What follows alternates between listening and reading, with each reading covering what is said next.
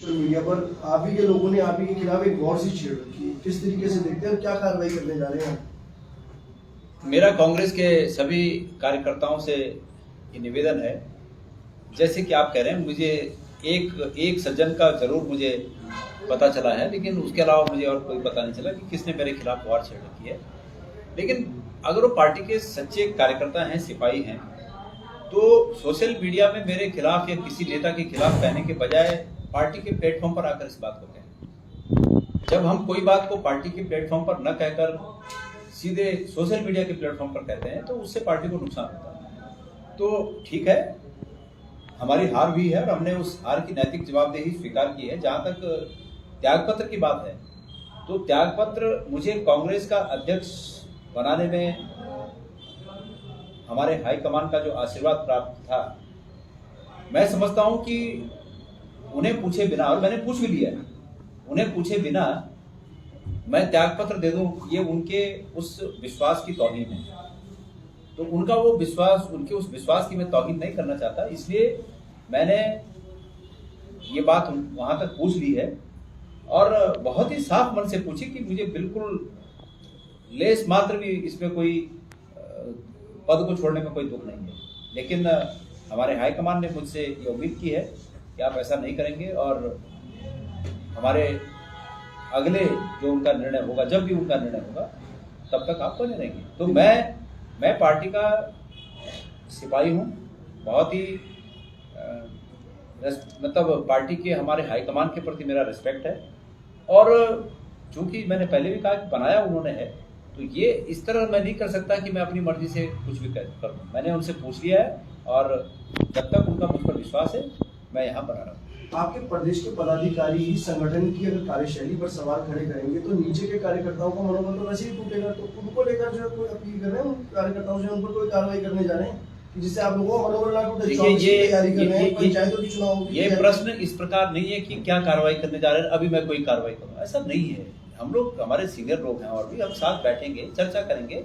तब तक मेरा सबसे, चाहे वो कोई बड़ा नेता हो, चाहे पदाधिकारी हो, चाहे कोई कार्यकर्ता हो, तब तक मेरा सबसे निवेदन है कि जब तक हमारी समीक्षा बैठक नहीं हो जाती भविष्य में जल्दी, सोशल मीडिया पर इस तरह की बयानबाजी करके पार्टी को और कमजोर न करें।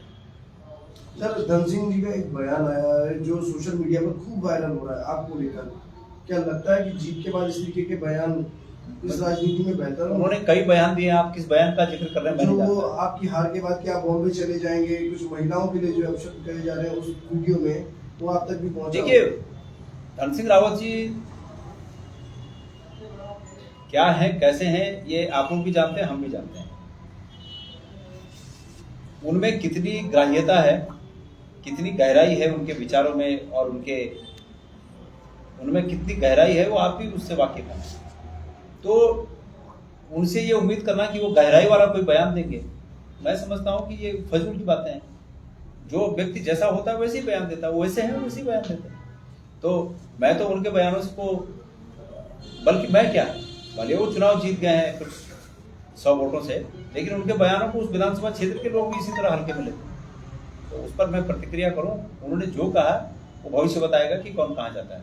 ये देखिए, परमेश्वर जिसको जहां भेजेगा परमेश्वर भेजेगा। उन्होंने मुझे अपनी ताकत से बंबई भेजने की बात कही है, उनमें वो ताकत नहीं है कि वो मुझे कहीं भेज सके। मुझे जहां भेजेगा परमेश्वर भेजेगा, और उन्हें भी जो जहां भेजा है परमेश्वर ने भेजा है, जहां आगे भेजेगा वहां भी परमेश्वर भेजेगा। देखिए, एक अध्यक्ष के तौर पर पूरी कोशिशें आपकी रही है कि कांग्रेस की सरकार सत्ता में कमियां कहीं रह गई हैं, क्या मानते हैं आपकी, कहां पर ये कमियां रह गई कि आप कांग्रेस की जो सरकार है या सत्ता में नहीं है? देखिए, 2-3 मुझे मुख्य बातें लगती हैं। एक तो भारतीय जनता पार्टी वोटों का ध्रुवीकरण करने में सफल रही है।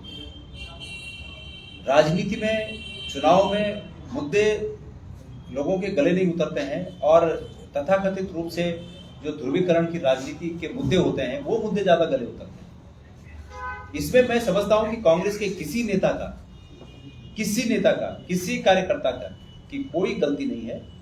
चुनिंदा कुछ बातें हो जाती हैं, वो अलग बात है, लेकिन किसी की कोई गलती नहीं है। एक प्रकरण जरूर है जो बीच में इस प्रकार की बातें किसी ने कह दी कि यूनिवर्सिटी खोलेंगे, फजूल की बातें कह दी, और हालांकि वो ऐसी कोई बात नहीं थी कि जिसको कोई बहुत बड़े नेता ने कहा हो। लेकिन कहीं ना कहीं उसके पीछे मुझे साजिश लगती है कि वो साजिश का हिस्सा था।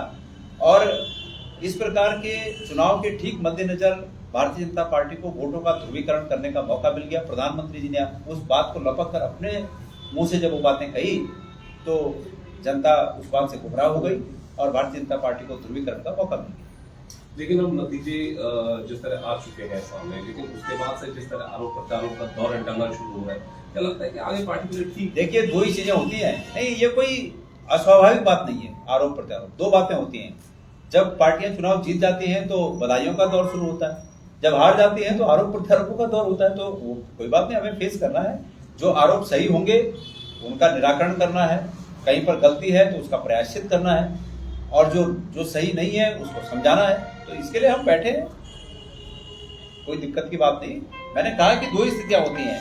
एक स्थिति ये होती है कि एक तो आरोप लगने के जीतते हैं तो बधाइयां आने शुरू हो जाती हैं, हारते हैं तो आरोप लगने शुरू हो जाते हैं। दोनों स्थितियों के लिए राजनीति में हम लोग तैयार हैं। हरीश रावत जी को लेकर किशोर उपाध्याय ने कल टिप्पणी की। उन्होंने कहा कि अगर मैं जो उन्हें 2000 में अध्यक्ष नहीं बनवाता तो शायद जो आज यहाँ तक भी नहीं पहुंचते। आज चुनाव हारे हैं, आगे भी बहुत कुछ देखना बाकी है हरीश रावत जी को। आप किस तरीके से देखते हैं किशोर उपाध्याय जी के इस बयान में? अब ऐसा है कि किशोर उपाध्याय जी के बारे में मैं क्या कहूँ। वो कांग्रेस में रहे, कांग्रेस ने मैं समझता हूँ उन्हें बड़ा सम्मान दिया। पहली बार जीतने के बाद उन्हें मंत्री बनाया, मैं समझता हूँ बहुत बड़े सम्मान की बात थी। उन्हें प्रदेश का अध्यक्ष बनाया, वो भी बहुत बड़े सम्मान की बात थी। अब ठीक है, वो चुनाव जीते हैं तो जीत के बाद उस जीत को कौन किस रूप में लेता है। किसी के अंदर घमंड आ जाता है, किसी के अंदर नम्रता आ जाती है। तो ये अपना अपना नेचर है सबका। उन्होंने कहा है ठीक है, आज वो जीते हैं, जीतने के बाद वो इस रूप में अगर अपने को और खुशियां मनाते हुए दिखाना चाहते हैं तो ये उनका अपना उनका कहना तो ये है कि अगर मैं कांग्रेस में होता तो दूसरे नंबर का नेता होता हरीश रावत जी के बाद। अगर जो कांग्रेस की सत्ता होती तो मुख्यमंत्री का दावेदार मैं होता। तो क्या उसमें बुराई क्या थी? वो सही थे ही। तो कांग्रेस में होते तो दूसरे या तीसरे नंबर के नेता थे भाई। हरीश रावत जी के बाद अगर वो समझते हैं कि हरीश रावत जी पहले नंबर पे हैं तो दूसरे नंबर के लिए उनकी तो प्रतिस्पर्धा थी। इसमें कोई शक की बात थोड़ी है। बात सही कही उन्होंने।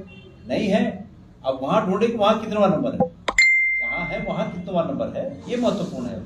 यहाँ थे वो दूसरे नंबर की प्रतिस्पर्धा में थे।